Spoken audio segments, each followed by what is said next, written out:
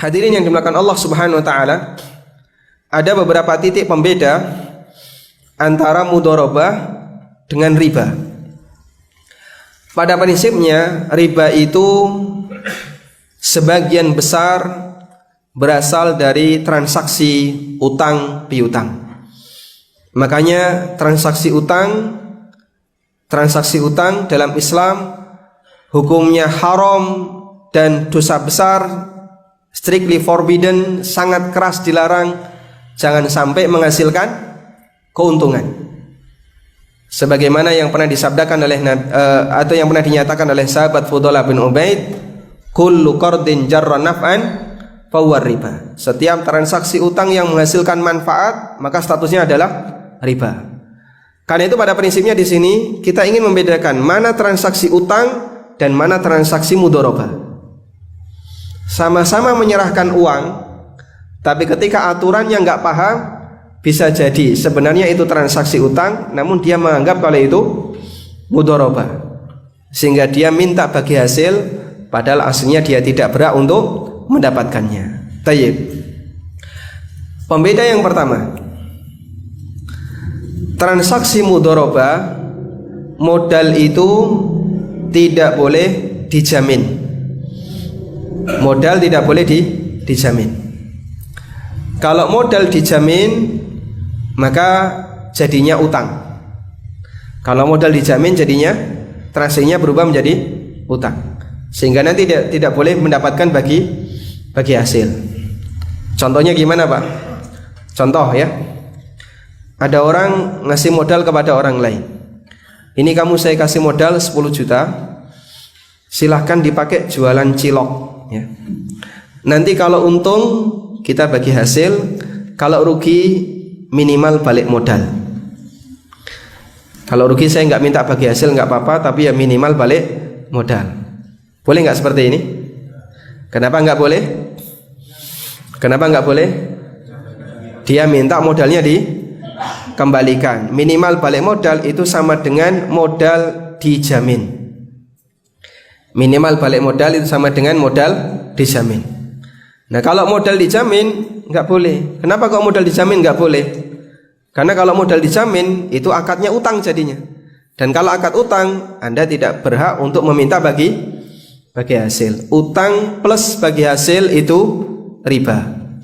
Utang yang ada tambahan bagi hasil itu apa? Riba. Tayyib. Apa dalil kalau modal tidak boleh dijamin?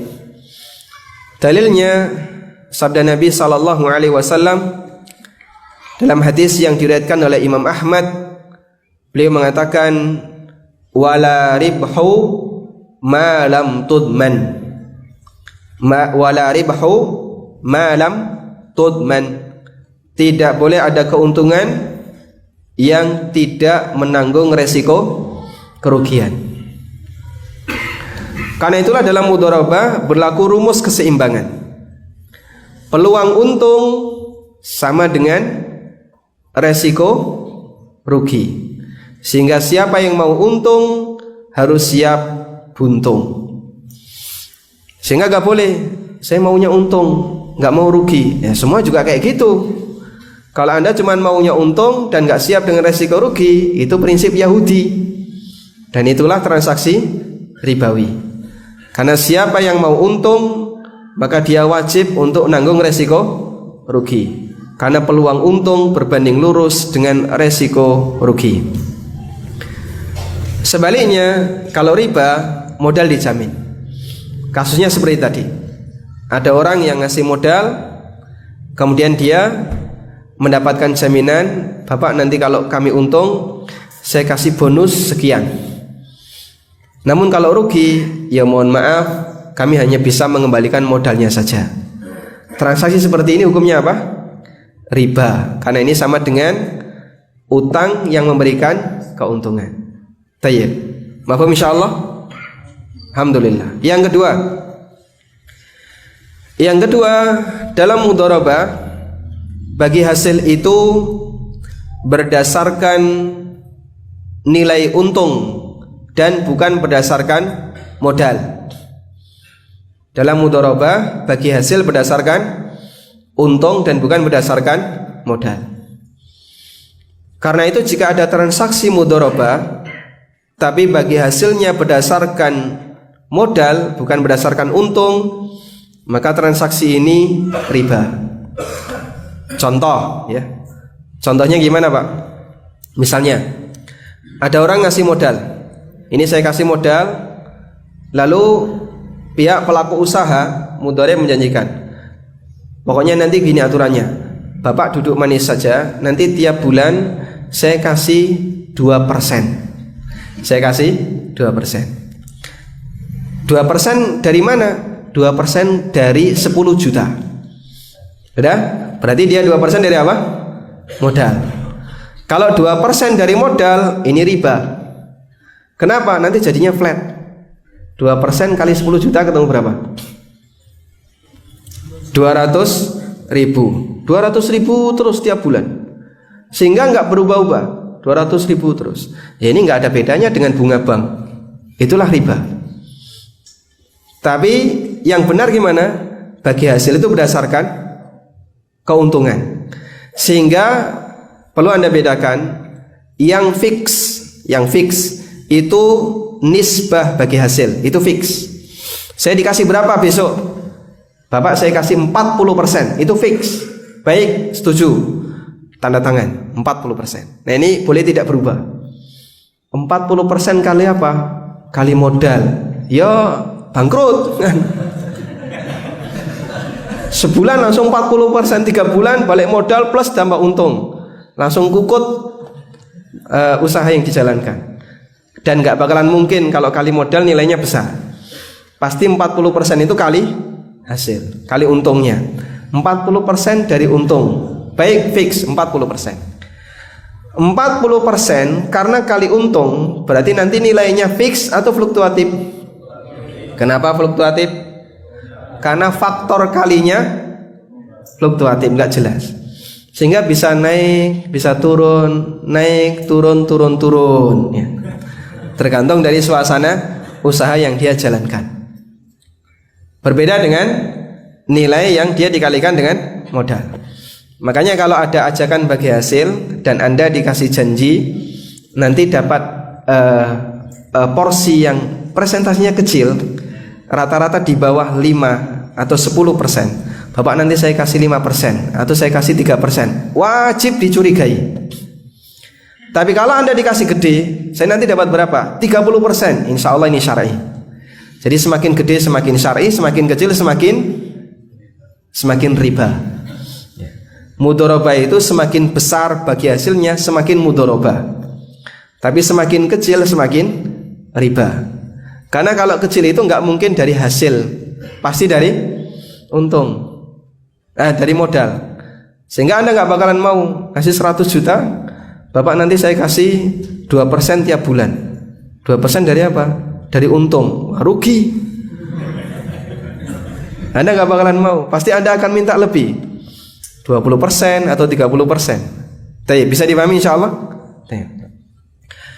Kemudian juga dalam mudharabah nilai bagi hasil itu tidak pasti.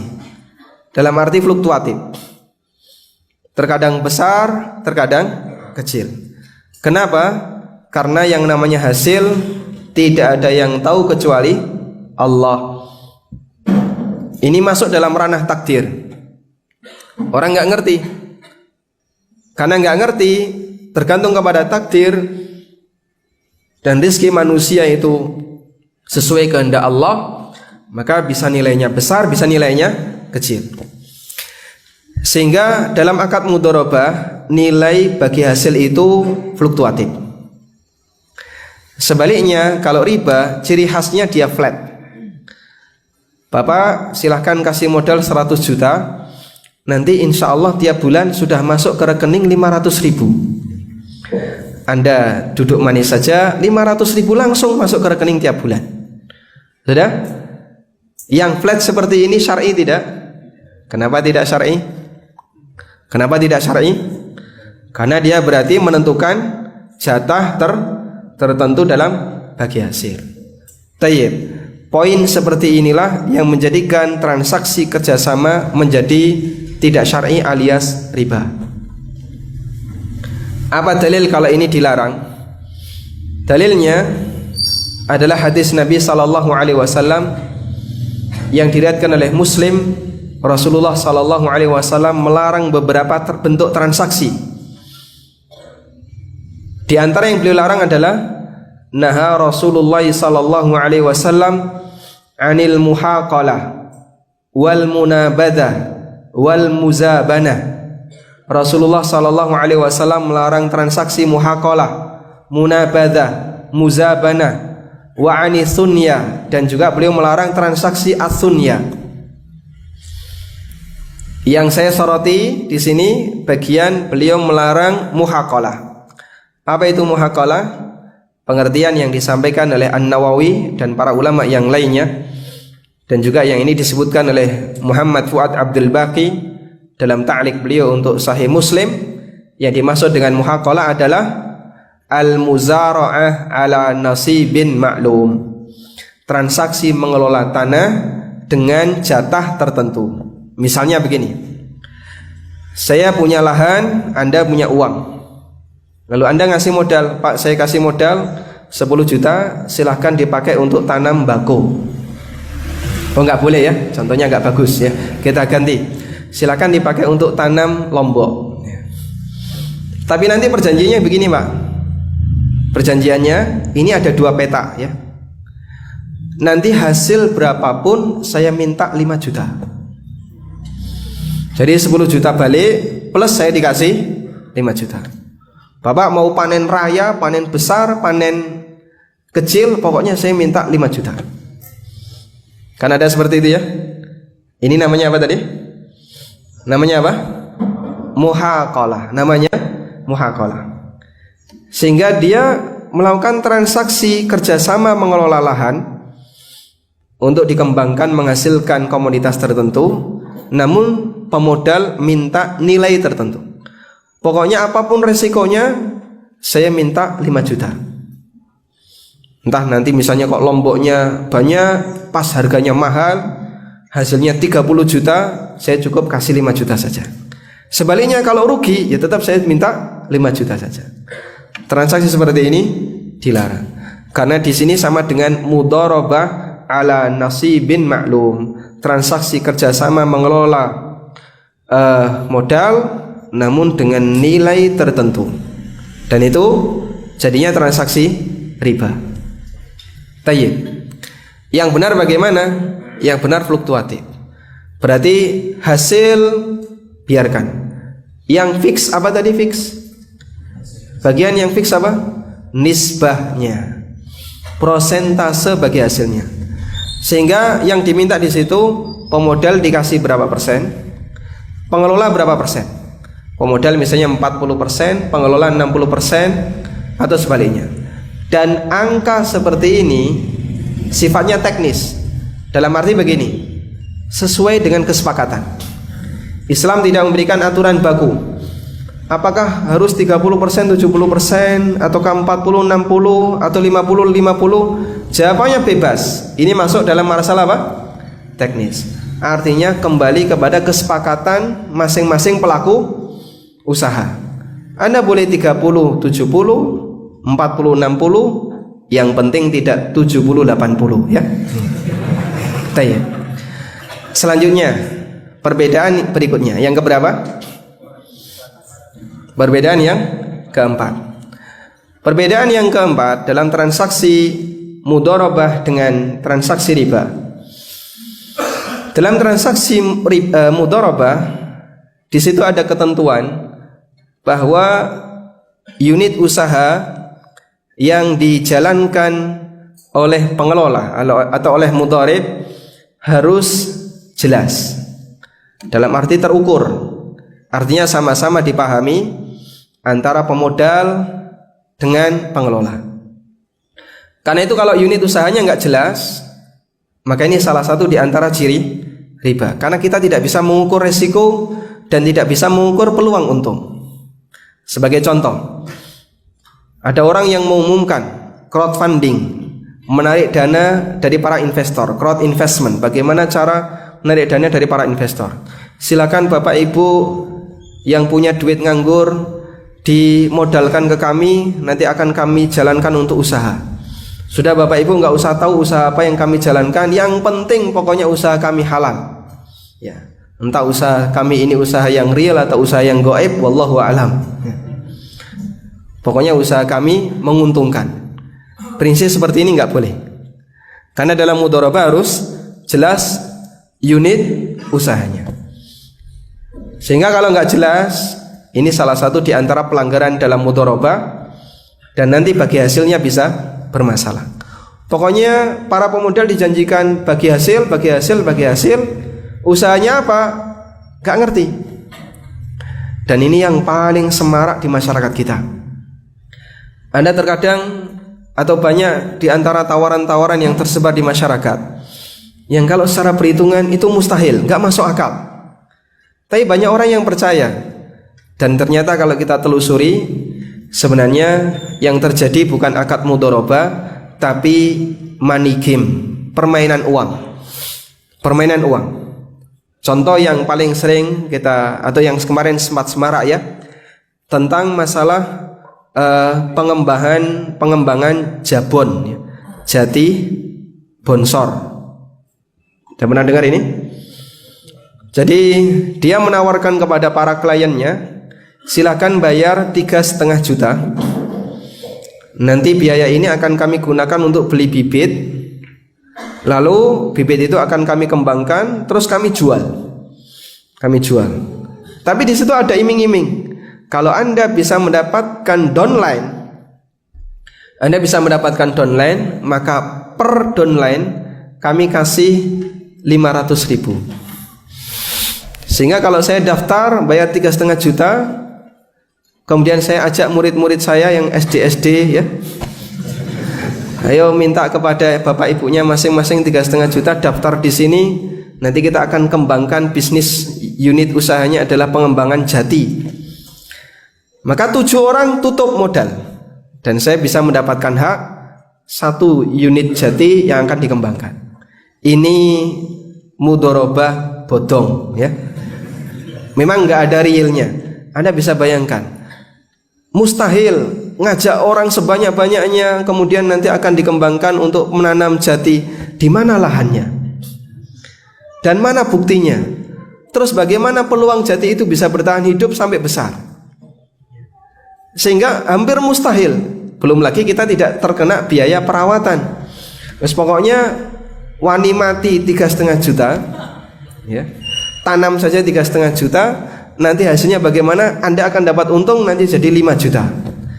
Nah, ini transaksi mudharabah yang batil, dan ternyata sebenarnya itu cuman money game. Bagaimana akal-akalan bisa meraup dana dari umat 3,5 juta kali sekian ratus orang, sekian ribu orang, kemudian uangnya dibagi-bagi 500.000, terus uang ini wallahu alam entah bagaimana caranya agar nanti bisa dikembalikan kepada para pemodal senilai 5 juta. Dan peluang gagalnya besar, karena tidak ada unit usaha real yang berlaku di situ. Tayyib. Karena alasan inilah kenapa mudharabah di bank syariah belum memenuhi kriteria. Anda ketika masuk di bank syariah betul diberi edukasi terlebih dahulu oleh CS-nya ya. Oleh CS-nya, di sini ada 2 pilihan produk kami, antara wadiah atau mudharabah. Kemudian dikasih presentasi yang kurang lebih hanya 15 menit, dan Anda pokoknya diminta dong radong kudu dong. Pokoknya harus paham. Singkat cerita, misalnya Anda memilih mudharabah, di situ dijanjikan akan ada bagi hasil. Pernah nggak bank bercerita, lalu kalau saya ngasih modal ini misalnya 10 juta ke bank, saya naruh duit ini 10 juta ke bank sebagai mudharabah, unit usahanya bank itu apa? Bank nggak bisa menjelaskan, karena memang mereka tidak punya usaha real. Sehingga posisi bank, dia mau mengembangkan usaha apa? Bank tidak jual beli barang, bank tidak punya usaha real. Yang bisa dilakukan oleh bank hanyalah mengalihkan dana itu kepada mudharib yang lain, kepada pengelola yang lain, dan itu pun kita tidak dapat laporannya. Makanya model seperti ini tidak memenuhi kriteria mudharabah yang syar'i. Kesimpulan ini bisa kita tarik dari penjelasan yang disampaikan oleh Ibnu Rushd. Beliau mengatakan bahwa ulama dari berbagai negeri ajma'a kullu ma nahfadhu min ahli ilmi fil amsar. Para ulama yang kami ketahui dari berbagai daerah telah sepakat bahwasanya tidak boleh dilakukan bagi hasil dalam mudharabah kecuali dengan kehadiran sahibul mal. Artinya para ulama mensyaratkan dalam mudharabah harus ada transparansi. Sehingga kalau tidak ada transparansi, maka ini mudharabah yang tidak memenuhi standar ijma' ulama sebagaimana yang tadi disampaikan oleh Ibnu Rushd. Saya betul tidak bisa memberikan dalil Al-Quran dan Sunnah, tapi Ibnu Rushd menyampaikan adanya ijma' dalam masalah ini. Dan ijma' termasuk dalil. Apa dalil kalau ijma' adalah dalil? Dalilnya firman Allah, fa in tanaza'tum fi syai'in farudduhu ila Allahi war Rasul. Kalau kalian berselisih pendapat dalam satu masalah, maka kembalikan kepada Allah dan Rasul, kembalikan kepada Al-Quran dan Sunnah. Berarti kalau tidak berselisih pendapat, itu adalah kebenaran. Mafhum? Tayyib. Karena itu berdasarkan penjelasan yang disampaikan oleh Ibnu Rushd, maka dalam transaksi mudharabah, siapa yang ingin mengembangkan usahanya kemudian dia memberikan dananya kepada seorang pengelola usaha, di situ harus ada penjelasan jenis usaha apa yang dijalankan. Dan masih banyak tawaran-tawaran seperti ini yang sebenarnya itu hanya bersifat manikim. Tayyib, saya tidak akan melebar membahas masalah gharar, karena kalau gharar nanti kajian kita butuh waktu yang panjang. Sehingga tentang manikim sebenarnya di sini bias antara posisi riba ataukah posisi gharar, dia bisa didekati dari larangan gharar dan juga bisa didekati dari larangan riba. Prinsipnya, kalau dalam transaksi yang mengatasnamakan mudharabah, tapi di situ tidak ada usaha real yang bisa dijalankan dan tidak ada usaha yang terukur di situ, maka Anda wajib untuk menghindarinya. Tayyib.